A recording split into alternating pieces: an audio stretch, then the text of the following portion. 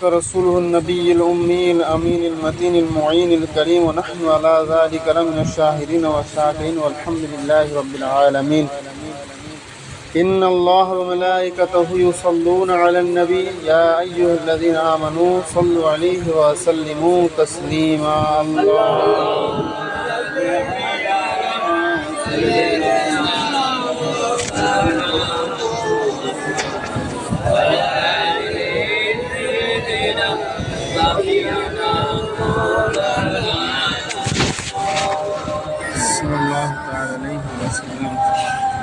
আলহামদুলিল্লাহ, আল্লাহ রব্বুল আলামিনের অসংখ্য শুকরিয়া যে আল্লাহ রব্বুল আলামিন আপনাকে আমাকে সকলকে সমবেতভাবে বাদ নামাজে মাগরিব সকলকে পবিত্র ইসালে সোয়াবের মজলিসে এসে বসার তৌফিক এনায়েত করেছেন।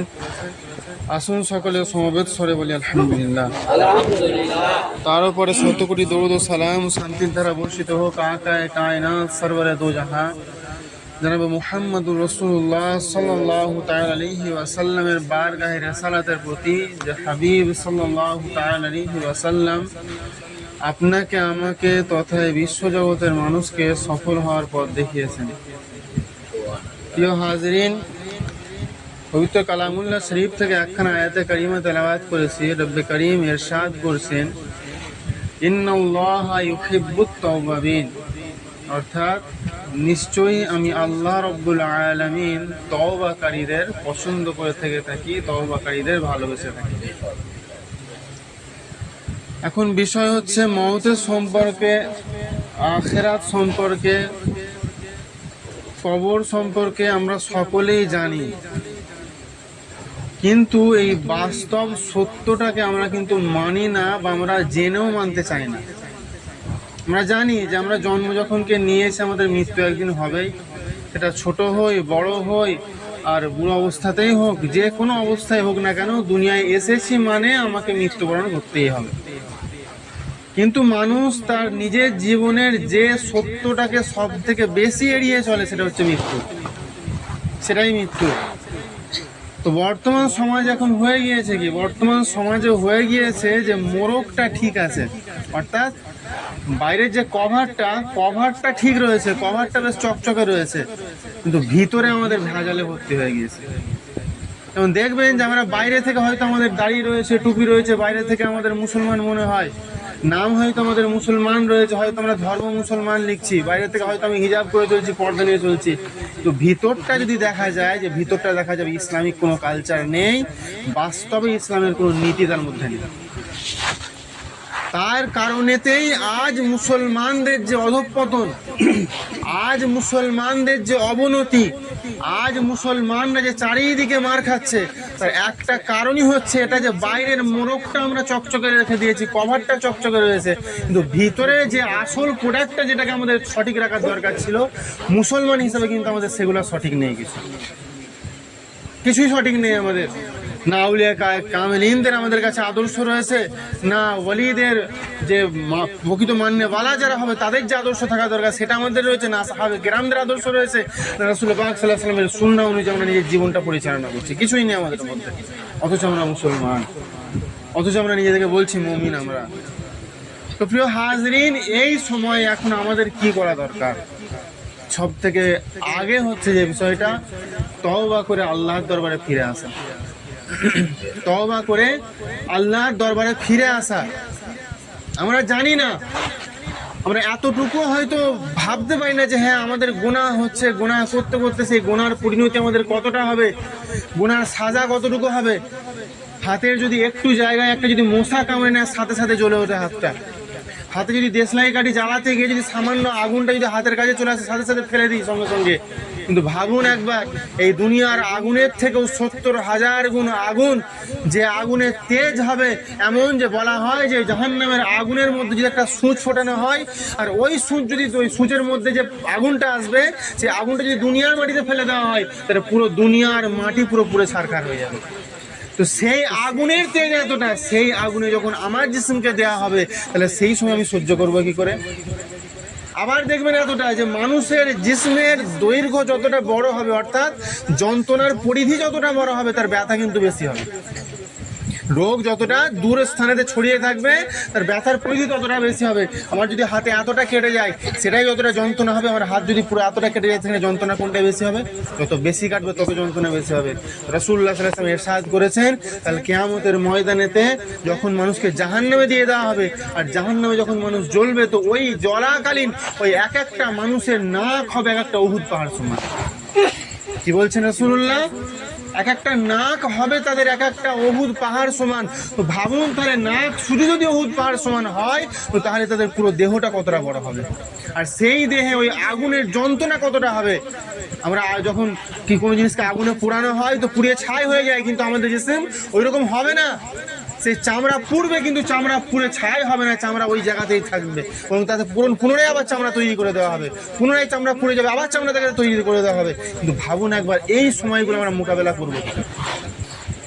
দুনিয়া সব নিয়ে চিন্তা করি, কালকে ঘরে এটা কি করে হবে, পরশুদিন ওইটা কি করে হবে, ঘরের এই কাজটা বাকি রয়েছে, ওই কাজটা বাকি রয়েছে, জমির এই কাজটা বাকি রয়েছে, হাটের এই কাজটা বাকি রয়েছে, দোকানের এই কাজটা বাকি রয়েছে। কিন্তু নিজের আখিরাত সম্পর্কে আমরা দিনে, সপ্তাহে, মাসে, বছরে কি একবার ভেবেছি যে আমার আখিরাতে কি হবে, কবরে আমার কি হবে? যেই সন্তানের জন্য, যেই পরিবারের জন্য, যেই পরিজনের জন্য এত কসরত করছি, এত হারাম হালাল বাছাই করছি না, এত হারাম হালাল কিছুই নির্বাচন করছি না, করে সমস্ত কিছু নিয়ে চলে আসছি। কিন্তু ভাবুন একবার, আপনাকে কবরে দিয়ে দেওয়া হলো, কবরে দিয়ে কোনো ক্রমে 20 বছর আপনি মারা যাওয়ার পরে, 20 বছর পরে, 30 বছর পরে ফারিস্তা যদি হুকুম দিয়ে দেয়, কোনো রকমভাবে হয়তো হুকুম দিয়ে দিল যে ফারিস্তার কাছে হুকুম চাইলেন যে যা আমি 20 বছর তো এখানে কবরের মধ্যে রয়েছি, তো একবার আমাকে 1 সেকেন্ড 1 মিনিট আমাকে দেওয়া হোক হুকুম যে আমি আমার ঘরটা একবার ঘুরে আসি। আমার যে পরিবার ছেড়ে এসেছিলাম, যে ভিটে ছেড়ে এসেছিলাম, যে জায়গা ছেড়ে এসেছিলাম, তো সেই জায়গায় একবার আমি গিয়ে দেখি। তো আপনি যদি 20 বছর 30 বছর পরে যে জায়গার জন্য আপনি হারাম হালাল বাছাই করেননি, যে ঘরের জন্য আপনি হারাম হালাল বাছাই করেননি, যে পরিবারের জন্য আপনি হারাম হালাল বাছাই করেননি, তো ওইখানে গিয়ে দেখুন ওইখানে আপনার কোনো অস্তিত্ব নাই, অস্তিত্ব নাই কোনো, আপনার পরিচিত মানুষদের কোনো অস্তিত্ব নাই সেই জায়গাতে। তো তাহলে ভাববেন তখন যে এই ঘরের জন্য, এই জায়গার জন্য, এই সম্পত্তির জন্য, এই পরিবারের জন্য, এই পরিজনের জন্য আমি হারাম হালাল কিছুই বাছাই করলাম না, নিজের আখিরাতের কথাও ভাবলাম না, আজ তাহলে অস্তিত্ব কোথায়? কেউ আপন ভাবে? দেখবেন মারা যাওয়ার পরে যে মানুষটা মারা যায়, ওই মানুষের কাপড়গুলো কি করে? দুটো কাজ করে, হয় গরিব মানুষদের দিয়ে দেবে, নাহলে মাদ্রাসায় দান করে দেবে, ছেলেরা পড়ুক, করা আমি তো নিজে পড়বো না, ছেলেরা পড়ুক। আর না হলে কি করে, গিয়ে ওই খালের ধারে বা অন্য কোনো জায়গায় গিয়ে পুড়িয়ে দেবে, নাহলে ফেলে দেবে। নিজে কিন্তু মানুষ পড়বে না। কেন পড়বে না? ভয়ে পড়ে না, ভয়ে পড়ে না। বাস্তব ক্ষেত্রে আপনার যে লাশটা রয়েছে সেই লাশটা ঘরের ভিতরে পর্যন্ত ঢোকাবে না, যে কাপড়টা আপনার শেষ কাপড় ছিল সেই কাপড়টা পর্যন্ত ঘরে রাখবে না, যে খাটটা ছিল সেই খাটটা পর্যন্ত বেশিক্ষণ রাখবে না ঘরের মধ্যে, দেখে ভয় লাগবে বলে ওখান থেকে। তাহলে ভাবুন আপনার জিসমের, আপনার নিজের দাম কোথায় রইল? আপনার নিজের দামটা কোথায় রইল? যে পরিবারের জন্য, যে আত্মীয় স্বজনের জন্য, যে নিজের জন্য নিজের করে আখিরাতে ভুলে রয়ে গিয়েছেন, তাহলে নিজের কি রইল? নিজের রইল কোথায়? তো প্রিয় হাজরিন, নিজের ভাবার কিন্তু সময় রয়েছে। পরিবার পরিজনেরও যদি কিছু করতে হয় সেটা আল্লাহ রসুলকে রাজি করার জন্য করতে হবে। সংসারও যদি করতে হয় সেটা আল্লাহ রসুলকে রাজি করার জন্য করতে হবে। নিজের আমলও যদি করতে হয় তো আল্লাহ রসুলকে রাজি করার জন্য করতে হবে। সময় অতি সংক্ষিপ্ত। আপনি যদি ভাবেন যে আজ নয় কাল করব, কালকের কাজটা হয়তো একদিন পিছিয়ে যাবে, যে কাজটা আজকে করবেন ভেবেছিলেন কালকে সেটা করবেন, একদিন পিছিয়ে যাবে, কিন্তু এই যে একটা দিন আপনার জীবন থেকে চলে গেল, এই দিনটা কিন্তু কোনো রকমভাবে কোটি টাকা দিলেও, পৃথিবীর সম্পদ দিয়ে দিলেও, যত হিরে জহরত মণি মাণিক্য রয়েছে এই সকল কিছু দিয়ে দিলেও কিন্তু সেই দিনটা ফিরে পাবেন না, ফিরে পাবেন না দিনটা। তাই এখনো সময় রয়েছে, আল্লাহ রাব্বুল আলামিনের বারগাহে ফিরে আসুন। আর আল্লাহ অশেষ মেহেরবান। আল্লাহ নিজে বলছে ইন্নাল্লাহা ইউহিব্বুত তাওয়াবিন। নিজে আল্লাহ কোরআনে বলছে আমি আল্লাহ রাব্বুল আলামিন আমি তওবাকারীদের ভালোবেসে থেকে থাকি। কিরকম ভালোবাসেন আল্লাহ, কত মোহাব্বত করেন আমাদের। দেখবেন যদি একটা মানুষের নামে মিথ্যা কেস দিয়ে দেওয়া হয়, তার নামে মিথ্যা কেস দিয়ে দেওয়া হয়েছে, কোনো রকমভাবে থানা ধরে নিয়ে গেছে, থানা থেকে কোর্টে চালান করে দেওয়া হয়েছে, কোর্টে গিয়ে অনেক আদালতে লড়াই করার পরে, উকিলদের লড়াই করার পরে অবশেষে প্রমাণিত হয়েছে যে লোকটার নামে যে কেস দেওয়া হয়েছিল কেসটা ছিল মিথ্যা। সরকার থেকে তাকে জামিন দিয়ে দিল, সরকার থেকে তাকে কেস থেকে বাড়ি করে দেওয়া হলো, মুক্ত করে দেওয়া হলো। কিন্তু সরকার থেকে মুক্ত করে দেওয়া হলেও কেসের যে ফাইলটা আছে, কেসের রেকর্ডটা কিন্তু সরকারের কাছে থাকবে। কেসের রেকর্ডটা সরকারের কাছে থাকবে।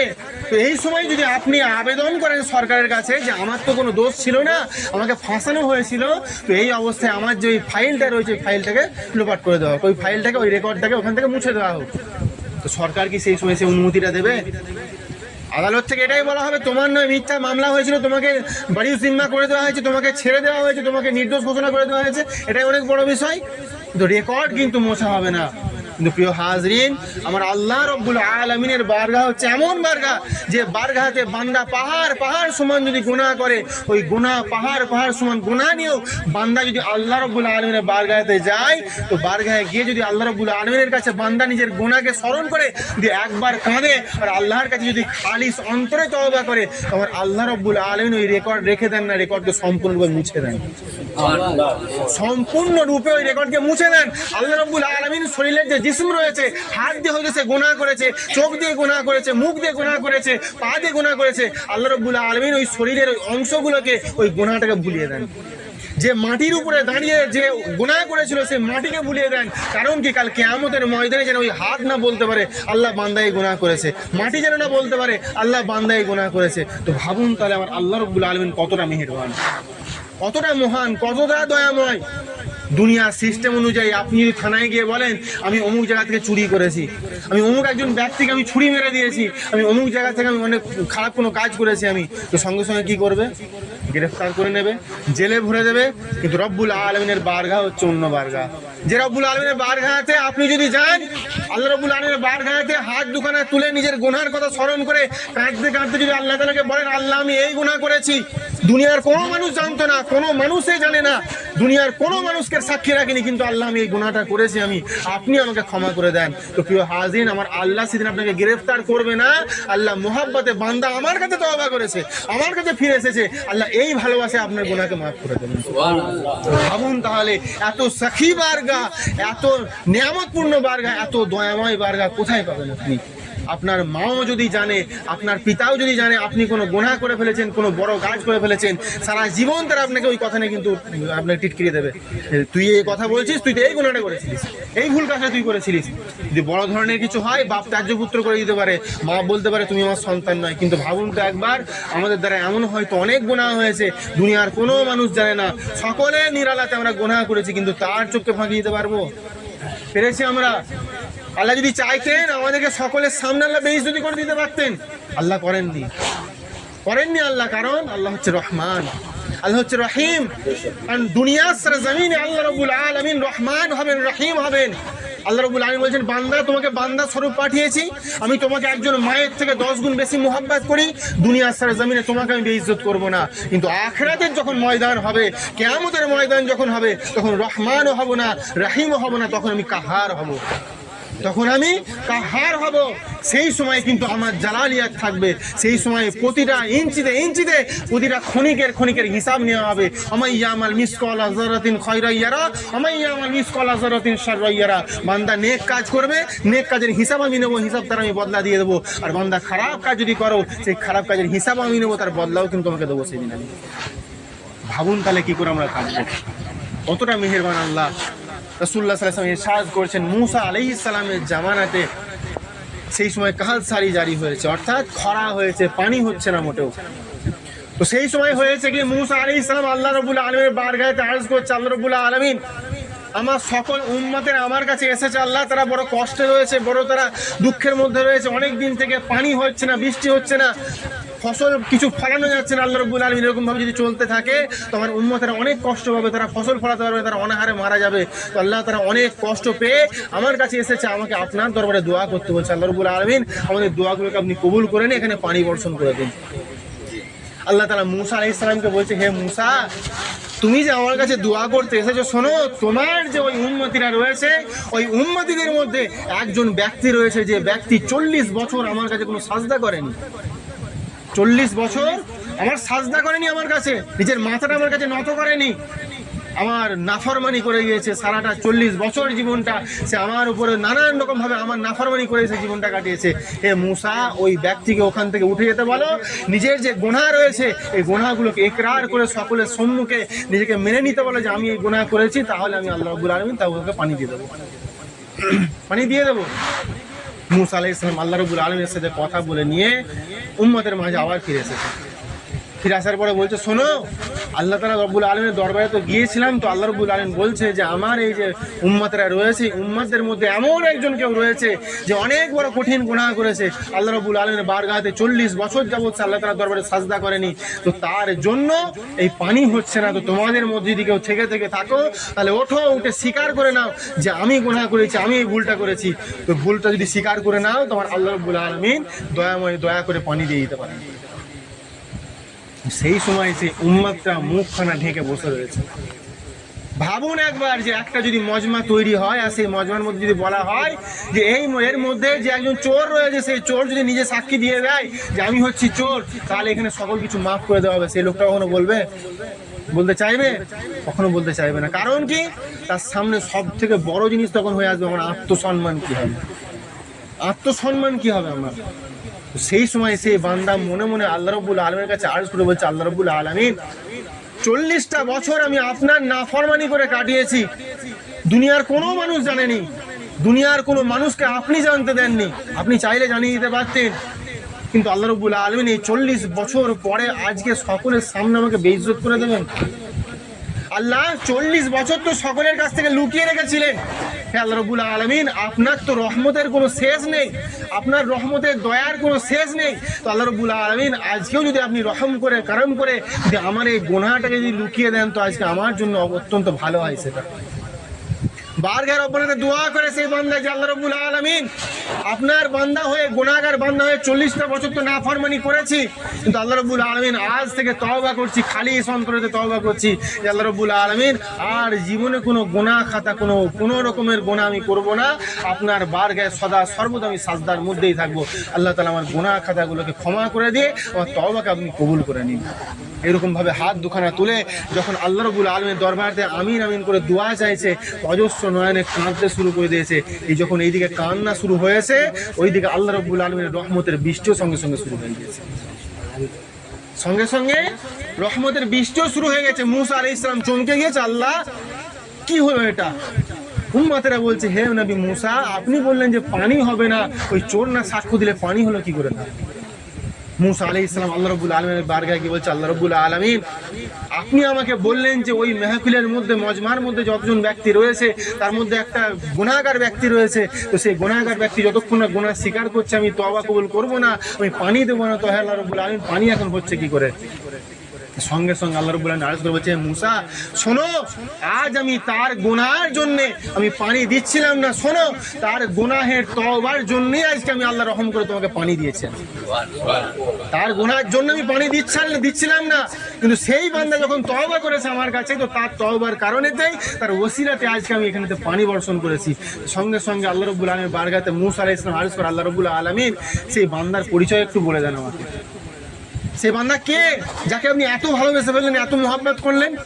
তো আল্লাহ রাব্বুল আলামিন হাসতে হাসতে মুসা আলাইহিস সালামকে বলে, হে মুসা, এই 40 বছর তার গুনাহকে আমি গোপন রেখেছিলাম, যখন সে নাফরমান ছিল আমার কাছে, তাও কারোর কাছে জাহির করিনি।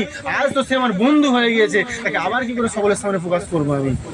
কি করে প্রকাশ করবো আমি? তো ভাবুন প্রিয় হাজরিন, আপনার আমার জীবনটা কি করে কাটছে, আপনার আমার জীবনটা কিভাবে পরিচালিত হচ্ছে। তো এই অবস্থায়, এই সিচুয়েশনে আমরা যদি তওবা না করি, তো ভাবুন আপনার আমার পরিণতিটা কি হবে, কি হবে পরিণতিটা। তো তাই বুদ্ধিমানের কাজ এটাই হবে, কবরে যাওয়ার আগে কবরের প্রস্তুতি নিয়ে নেওয়া, কবরের প্রস্তুতি নিয়ে নেওয়া। গাছ থেকে ফল কখন পড়বে, সে কাঁচা অবস্থায় পড়বে না পাকা অবস্থায় পড়বে না তার আগেই পড়ে যাবে, সেটা কিন্তু কেউ জানে না, কিন্তু পড়বে কিন্তু মাটিতে একদিন, পড়বে মাটিতে একদিন। তাই আপনার আমার বুদ্ধিমানের পরিচয় এটাই হবে। বিশেষ করে নওজোয়ান যুবকেরা, বিশেষ করে আমার ভাই বৃদ্ধ চাচারা, সময় অনেক হয়েছে। রব্বুল আলামিন, আল্লাহ রব্বুল আলামিন দুই জিনিসকে, একটা জিনিসকে অত্যন্ত অপছন্দ করেন আর আরেকটা জিনিসকে অত্যন্ত পছন্দ করেন। যুবক বয়সে যদি কোনো বান্দা তওবা করে আল্লাহর দরবারে ফিরে আসে আর তওবা যদি করে আল্লাহর ইবাদতে মশগুল হয়ে যায়, তো আমার আল্লাহ রব্বুল আলামিন তার জন্য অত্যন্ত আনন্দিত হন, অত্যন্ত আনন্দিত হন। আর বৃদ্ধ বয়সে যদি কেউ গুনাহ খাতা করে, আমার আল্লাহ রাব্বুল আলামিন কিন্তু অত্যন্ত রাগান্বিত হন, সেই গুনাহ কিন্তু মাফ হয় না, মাফ হয় না সেই গুনাহ। তাই সময় রয়েছে, নিঃশ্বাস যে মূল্যবান যে নিঃশ্বাসটুকু রয়েছে, এই সময়ে আমাদের তওবা করা উচিত। আমরা যারা নামাজ পড়িনি, 5 ওয়াক্ত নামাজের পাবন্দি আমরা হই। আমরা যারা পর্দা করিনি, পর্দার পাবন্দি আমরা হই। আমরা যারা বাড়িতে পর্দা নেই, তার বাড়িতে আমরা তাকিদ দিয়ে পর্দার আমরা ব্যবস্থা করাই। আমাদের বাড়িতে যাদের ইসলামিক কালচার নেই, সেই কালচারগুলো অন্তপক্ষে আনি আমরা। আমাদের যাদের মুখে দাড়ি নেই, অন্তপক্ষে দাড়িটুকু আমরা আনি। আমাদের মধ্যে যাদের রাসূলুল্লাহ সাল্লাল্লাহু আলাইহি ওয়াসাল্লামের সুন্নাহ নেই, সেই সুন্নাহগুলো অন্তপক্ষে নিজের জীবনের মধ্যে বাস্তবায়ন করি আমরা। প্রিয় হাজরিন, যদি এইভাবে চলতে থাকি তো দুনিয়াতেও আমরা সফল হব, আর আখিরাতেও আমরা সফল হব। নাহলে এই কবরের জীবনেও মার খাবো, দুনিয়াতেও মার খাবো মুসলমান হয়ে, আর আখিরাতেও আমাদের মার খেতে হবে। যা হোক, বলার মধ্যে ভুল ত্রুটি ক্ষমা প্রার্থী। আসুন আমরা সকলে মিলে আকা করিম সাল্লাল্লাহু আলাইহি ওয়াসাল্লামের সালাম আরজ করি। ইয়া নবী সালাম আলাইকা, ইয়া রাসূল সালাম আলাইকা, ইয়া হাবিব সালাম আলাইকা, সালাম আলাইকা। আপকা तशरीफ लाना वक्त भी कितना सुहाना, जगमगा उठा ज़माना, होर गाती थी तराना।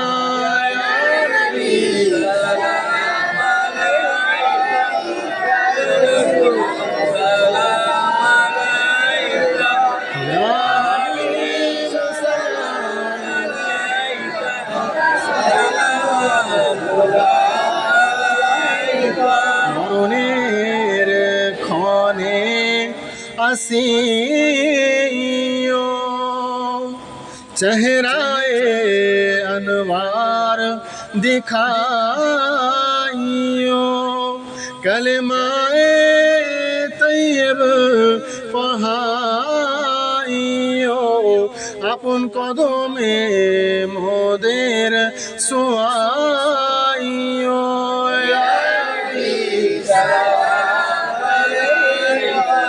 या रसूल सलाम अलैका, या हबीब सलाम अलैका, सलाम अलैका,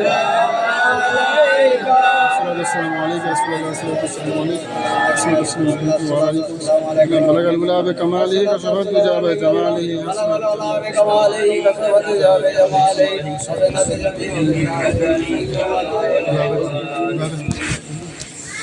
সকলে একবার সূরা ফাতিহা, 3বার সূরা ইখলাস আর একবার দুরূদ পাঠ করুন।